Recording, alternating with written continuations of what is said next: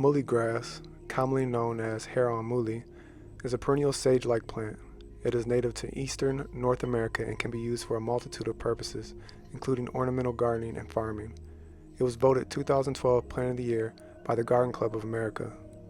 Muhly grass is not only a beautiful ornamental grass, but it's also low maintenance. It doesn't take much in the way of time and attention to make the most of this showy plant.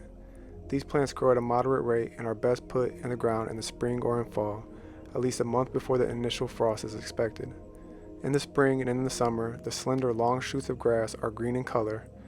As the fall approaches, the plant produces soft, fuzzy flowers in pink or pinkish-red hues, which are often compared to the appearance of cotton candy. As winter grows near, the flowers lose their color, but the dried-out plumes continue to offer visual appeal throughout the dormant season.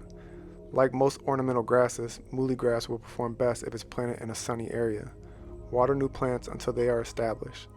After that, they'll have a good drought tolerance. Plants can be cut back to the ground in late winter before the spring flush of foliage appears. You can also give the plants an application of fertilizer as they begin to grow rapidly in the spring. As the plants age, they can be lifted in early spring and divided to create new plants. Try pairing muhly grass with asters, monardas, and or rudbeckias.